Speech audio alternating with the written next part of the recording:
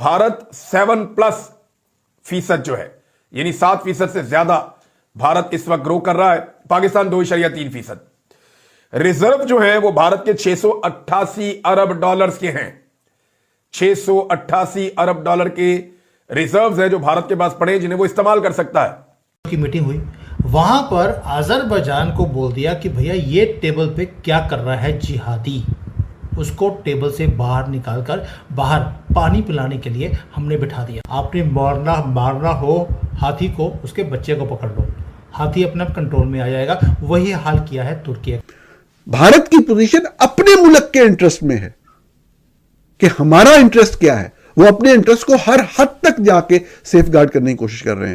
दो तस्वीरें मैं स्क्रीन पे पेश करने जा रहा हूं, जरा देखिए कि हमारा लीडर चाइनीज प्रेसिडेंट से कैसे मिल रहा है और इंडियन प्राइम मिनिस्टर की सूरत अहवाल क्या है।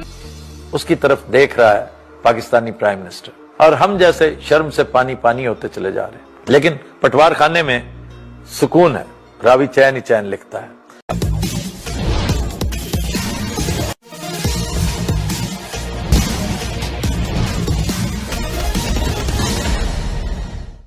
तो बेसिकली ट्रंप जो है वो कह रहे हैं इट इज गेटिंग लेट, भाई जल्दी करो, जो मैं कह रहा हूं वो करो, और वो सही कह रहा है। भारत की पोजीशन क्या है, ये बहुत बड़ी अहम बात है। भारत की पोजीशन अपने मुल्क के इंटरेस्ट में है कि हमारा इंटरेस्ट क्या है, वो अपने इंटरेस्ट को हर हद तक जाके सेफगार्ड करने की कोशिश कर रहे हैं। पाकिस्तान की तरफ से अगले दिन कहा गया था कि जी हमें पता है कि जी किस तरीके से जो है वो एक तबादुल कायम रखना है वेस्ट के साथ और रशिया और चाइना के साथ ताल्लुकात के अंदर। तो इंडिया इसी चीज के ऊपर आप देखें हमेशा से हमने तो शुरू में जाके अमेरिका के साथ बैठ गए, भारत रशिया की तरफ गया, लेकिन अमेरिका से ताल्लुकात वक्त के साथ साथ बेहतर किए। जिस बंदे ने या जिस कंट्री ने भारत से लिया पंगा, मोदी जी उस चीज को भूल नहीं सकते। अभी एससीओ की मीटिंग हुई, वहां पर अजरबैजान को बोल दिया कि भैया ये टेबल पे क्या कर रहा है जिहादी, उसको टेबल से बाहर निकालकर बाहर पानी पिलाने के लिए हमने बिठा दिया।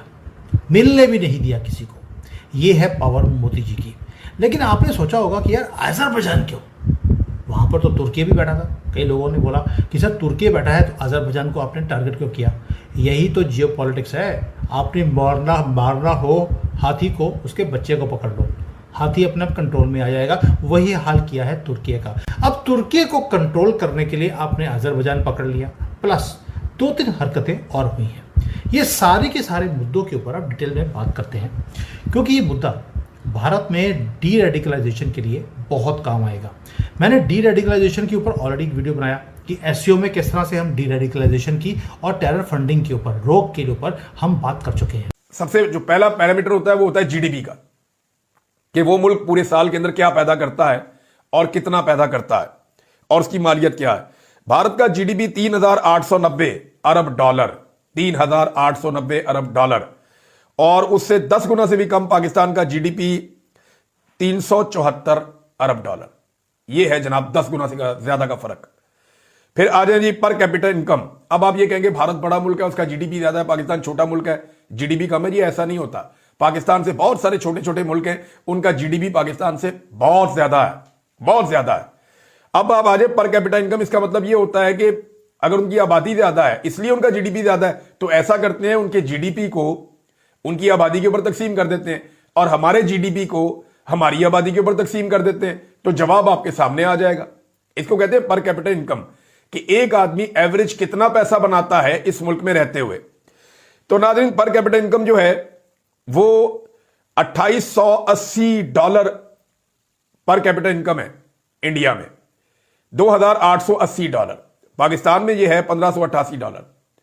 तो यहां पे भी जो है 1.7 गुना का फर्क है, 1.7 टाइम्स इंडिया का पर कैपिटल इनकम पाकिस्तान की निस्बत ज्यादा है। अब ग्रोथ पे आ जाए कि कौन मुल्क अच्छे तरीके से ग्रो कर रहा है, उसकी इकोनॉमी आगे चल रही है, तो भारत 7+ % जो है, यानी 7% से ज्यादा भारत इस वक्त ग्रो कर रहा है, पाकिस्तान 2.3%।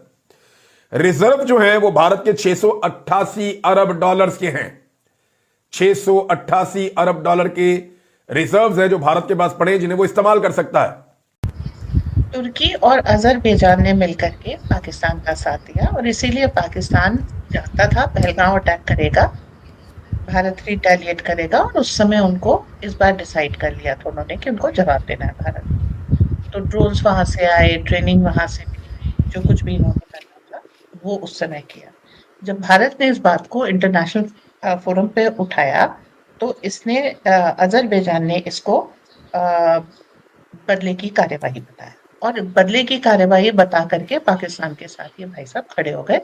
इनका एक मानना था कि हम तुर्की के साथ हैं, तुर्की नेटो का मेंबर है और वो हमारा साथ दे रहा है, तो जो हमें नेटो का सपोर्ट मिल रहा है इसके कारण हम भारत को टैकल कर लेंगे। तो इन्होंने सीधे सीधे अलाइन कर लिया state sponsored terrorism that is Pakistani action से। अब भारत ने क्या किया कि इसको काउंटर किया किस तरीके से कि पहले इनको एससीओ में ये आए, ये किनारे पे बैठे रहे, इनके वोटिंग अधिकार इन्होंने ले लिए first of all. Secondly Azerbaijan ने अगली गलती क्या की, रशिया को कहा कि तुम्हारी वजह से हमको बहुत ज्यादा इकोनॉमिक हानि हो रही है तो तुम हमको पैसे दो।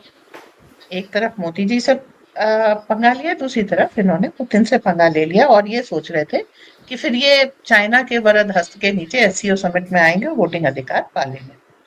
अब पुतिन और मोदी इनसे तो अमेरिका घबरा रहा है। चलिए, तो अब इन्होंने जो है ताइजिन एससीओ समिट जो ये अभी हुआ इसमें इनको वोटिंग अधिकार नहीं। अब दूसरा जो इससे पहले भारत कर चुका है अजरबैजान के साथ वो ये है, इनके बगल में एक आर्मेनिया नाम का देश है जो हमारे नॉर्थ साउथ कॉरिडोर के लिए बहुत इम्पोर्टेंट है।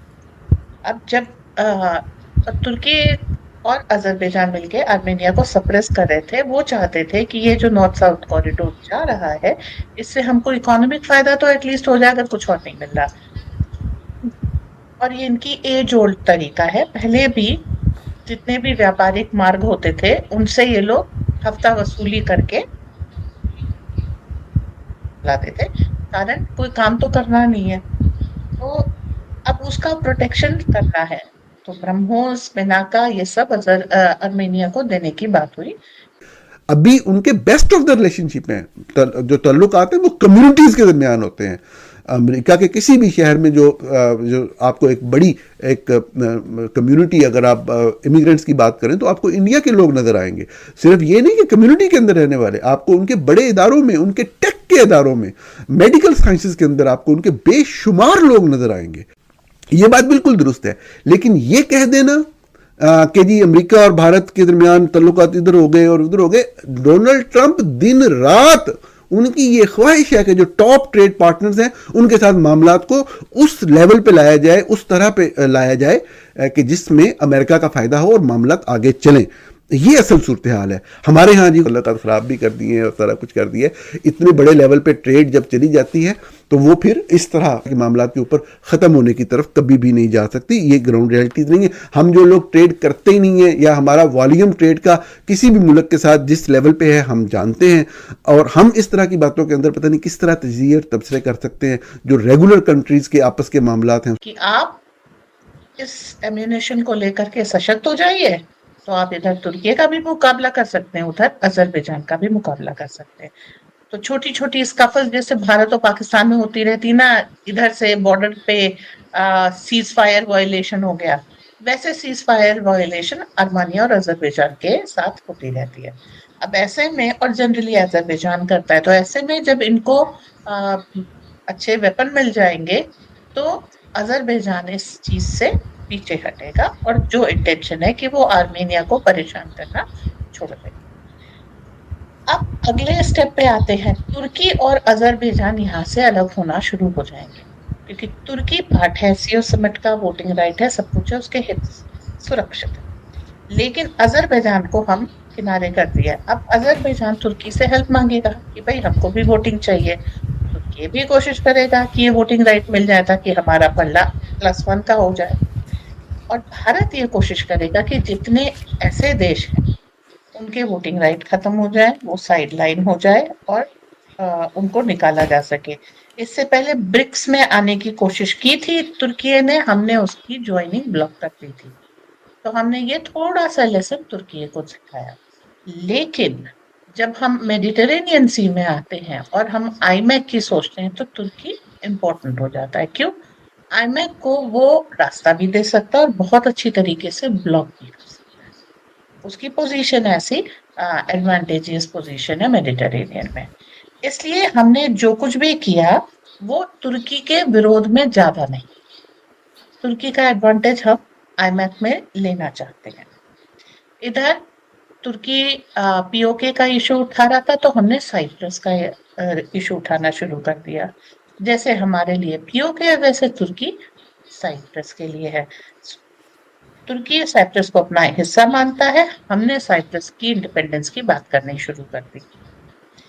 ऑफ लेटली एक चीज और हुई, जो इजराइल के ज्यूज हैं वो जा करके साइप्रस में अच्छे से सेटल हो रहे हैं। अब अगर ज्यू सेटलमेंट साइप्रस में हो जाता है जिसकी लैंड कनेक्टिविटी तुर्की के कुछ एरिया से है, तो धीरे धीरे वहां पे आप देखिएगा कि तुर्की का प्रभाव कम हो जाएगा और इजराइल दो तरफ से तुर्की को काउंटर करने की पोजीशन में आ जाएगा। हमको मालूम है नेतन्याहू मोदी जी के अच्छे दोस्त। आप अगर हमसे जुड़ा रहना चाहते हैं तो कृपया मेरे चैनल को सब्सक्राइब करें तथा बेल आइकन भी दबा दें ताकि नई वीडियो की जानकारी तुरंत आप तक पहुंच जाए। धन्यवाद। जय हिंद।